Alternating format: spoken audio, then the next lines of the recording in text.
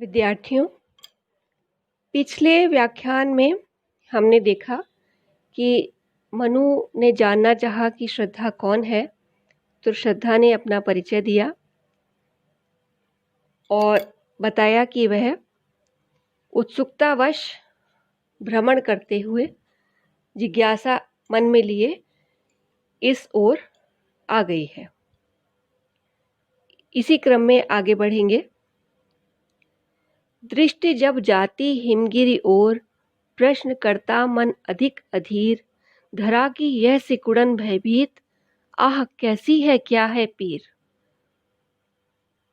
इस पद में श्रद्धा मनु के सामने अपनी उत्सुकता का वर्णन करते हुए कहती है, उत्सुक होकर कहती है कि मैं जब इधर हिमालय की ओर घूमते घूमते भ्रमण करते हुए जब मैं इधर निकल आई तो इन ऊंचे ऊंचे पर्वतों की ओर मेरी दृष्टि गई और मेरे मन में बार बार एक ही प्रश्न उठा कि क्या पर्वतों के रूप में यह पृथ्वी इतनी सिकुड़ गई है।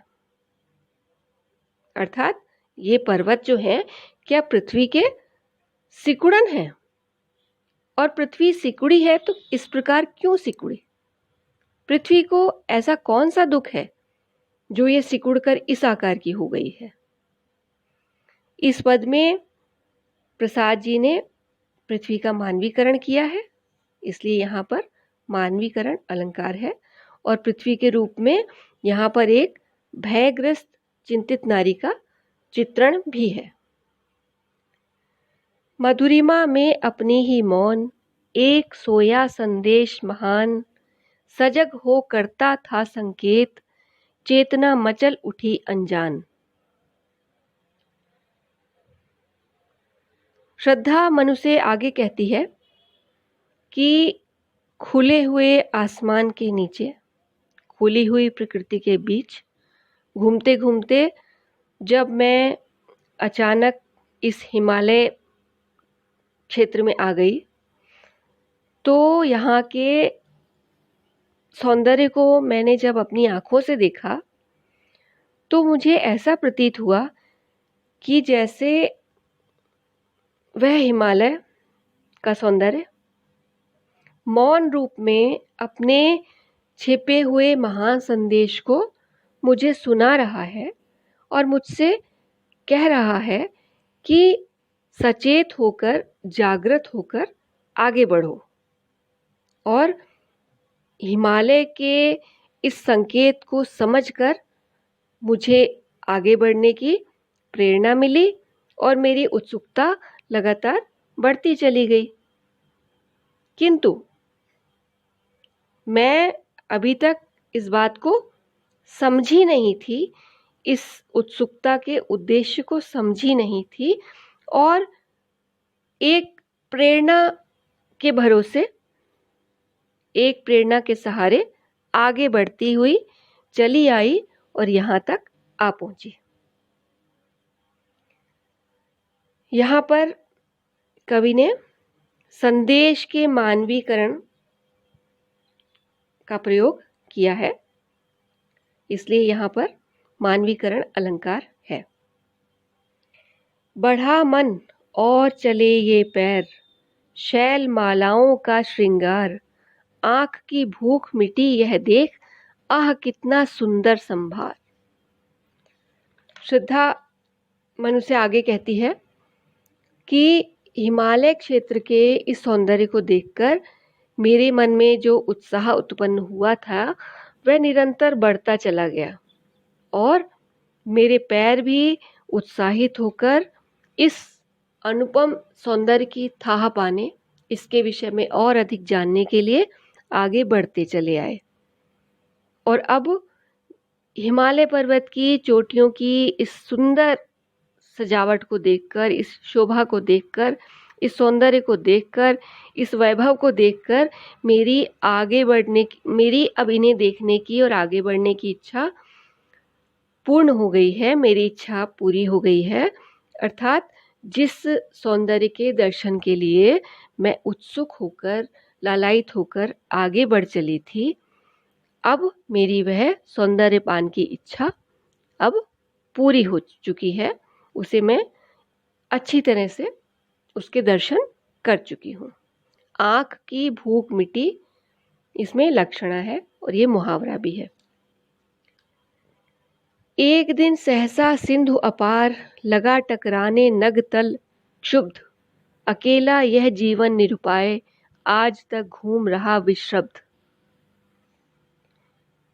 श्रद्धा कहती है कि मैं अपनी भावुकता के कारण, अपनी भावुकता के वश में होकर जब मैं हिमालय के सौंदर्य को देखने के लिए इन पर्वत श्रेणियों के बीच में घूम रही थी, विचरण कर रही थी, तो अचानक एक दिन अनंत समुद्र इस पर्वत के तलहटी में आकर अपनी भयानक और ऊंची ऊंची लहरों के द्वारा अपना क्रोध प्रकट करते हुए प्रहार करने लगा। और मैं चूंकि अकेली थी और इस प्रलय के उपरांत बिल्कुल असहाय हो गई थी, तो मेरे पास और कोई चारा नहीं था, कोई रास्ता नहीं था, पूर्णतः असमर्थ हो चली थी। तो मैं अकेली ही जैसे तैसे साहस को बटोर कर, साहस को जुटाकर इन पहाड़ियों में घूमती फिर रही थी। यहाँ पर कवि ने निरुपाय शब्द का जो प्रयोग किया है, उसके द्वारा श्रद्धा की विवशता का परिचय दिया है और साथ ही विश्रब्ध कहकर उसे साहसी, उसके साहसी होने का भी परिचय दिया है। यहाँ देखा कुछ बलि का अन्न, भूत हित रत किसका यह दान, इधर कोई है अभी सजीव, हुआ ऐसा मन में अनुमान। श्रद्धा मनु से कहती है कि इस प्रकार से मैं निरुद्देश्य इधर उधर इस निर्जन पर्वत के प्रदेश में भटक रही थी, घूम रही थी, कि आज अचानक मैंने इस गुफा के बाहर जब कुछ बलि का अन्न देखा, तो मेरे मन में तुरंत ही यह प्रश्न उठा कि यह किस व्यक्ति का दान है जो सांसारिक प्राणियों के कल्याण में इस समय भी लगा हुआ दिखता है। तो मुझे उस अन्न को देखकर ऐसा आभास हुआ, ऐसा लगा कि निश्चय ही इस प्रदेश में, इस निर्जन क्षेत्र में कई प्राणी अभी भी जीवित हैं और यह अन्न किसी प्राणी के कल्याणार्थ किसी अन्य प्राणी ने रखा है। तपस्वी क्यों हो इतने क्लांत, वेदना का कैसा वेग, आह तुम कितने अधिक हताश, बताओ यह कैसा उद्वेग। क्लांत अर्थात दुखी, उद्वेग मानसिक अशांति, चित्त की अस्थिरता। श्रद्धा मनु से पूछती है, हे तपस्वी, तुम इतने दुखी और चिंतित क्यों हो?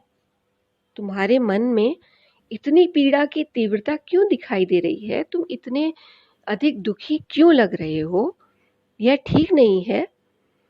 इतने अधिक निराश हो, तुम्हारी इस दशा को देखकर मुझे दुख हो रहा है और तुम अपने इतने चिंतित, इतने दुखी, इतने अशांत होने का कारण मुझे बताओ। मैं जानना चाहती हूँ कि तुम्हारी इस निराशा का, तुम्हारे इस दुख का, तुम्हारी इस चिंता का कारण क्या है? हृदय में क्या है नहीं अधीर, लालसा जीवन की निशेष, कर रहा वंचित कहीं न त्याग, तुम्हें जीवन, तुम्हें मन में घर सुंदर वेश। श्रद्धा मनु से आगे पूछती है कि हे धैर्यहीन तपस्वी पुरुष, क्या तुम्हारे मन में वास्तव में जीवित रहने की इच्छा शेष नहीं बची है? क्या तुम्हें अब जीवित रहने की इच्छा नहीं है? कहीं ऐसा तो नहीं कि तुम्हारे मन में छिपी त्याग की भावना ही तुम्हारे मन में सुंदर शरीर धारण करके तुम्हें जीवन से वंचित कर रही हो। मुझे तो ऐसा लगता है कि ये तुम्हारी त्याग भावना ही तुम्हें अब जीवित नहीं रहने देना चाहती और तुम्हारा जीवन से मोहभंग हो गया है। दुख के डर से तुम अज्ञात जटिलताओं का कर अनुमान, काम से झिझक रहे हो आज भविष्यत से बनकर अनजान। श्रद्धा आगे कहती है, हे तपस्वी, तुम्हारी ऐसी स्थिति को देखकर मुझे ऐसा लगता है कि तुम जीवन में आने वाली अनेक अज्ञात कठिनाइयां अर्थात जो भी आई नहीं है, उन अज्ञात कठिनाइयों का अनुमान करके ही, उनके विषय में सोच कर ही, उनसे मिलने वाले दुखों की कल्पना से ही डर गए हो और निराश हो बैठे हो।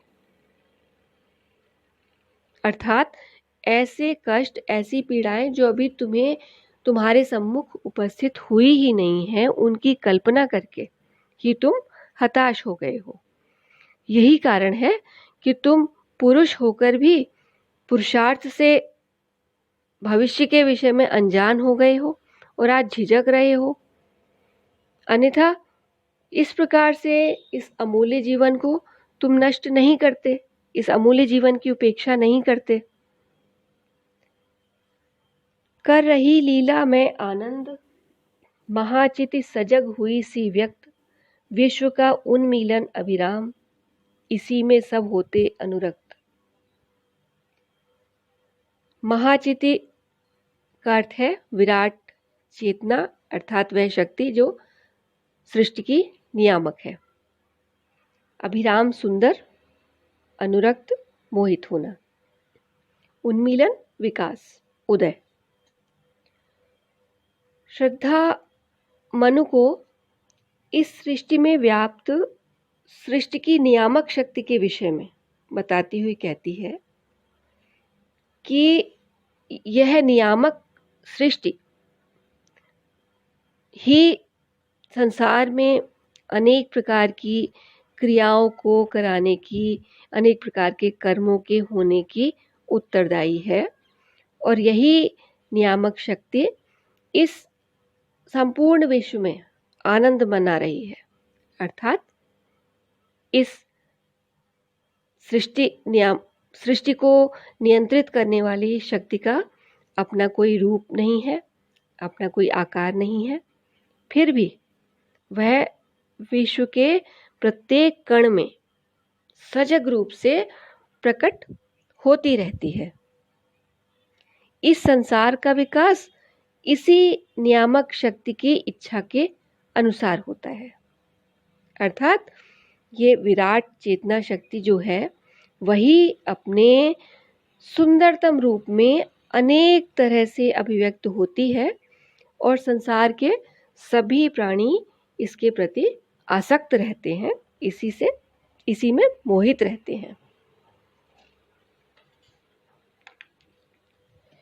इस पद में प्रसाद जी का प्रत्यभिज्ञान दर्शन परिलक्षित होता है, जिसके विषय में हम व्याख्या के बाद में चर्चा करेंगे।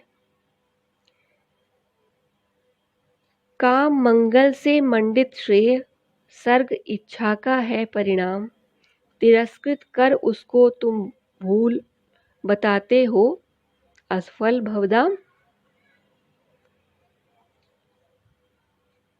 भवधाम संसार, सर्ग सृष्टि। श्रद्धा इस पद में मनु को जीवित रहने के लिए और वह भी उत्साहपूर्वक जीवित रहने के लिए और पुरुषार्थ करते रहने की प्रेरणा देते हुए कहती है कि यह सारा संसार काम अर्थात पुरुषार्थ के कल्याणकारी स्वरूप से ही शोभित है और यही कारण है कि यह काम मंगलकारी परिणामों से युक्त है। समस्त सृष्टि ही इच्छा का परिणाम है। अर्थात अगर इच्छा ना हो तो सृष्टि का भी अस्तित्व न रहे। पुरुषार्थ के आधार पर ही सृष्टि का निर्माण होता है। हे मनु, तुम काम अर्थात पुरुषार्थ की इस महत्ता को न जानने के कारण ही उसकी उपेक्षा और अपमान कर रहे हो और निराश हो बैठे हो। इस पद में कवि ने सृष्टि को इच्छा का परिणाम बताया है और इस तरह काम के मंगलमय स्वरूप को प्रस्तुत किया है।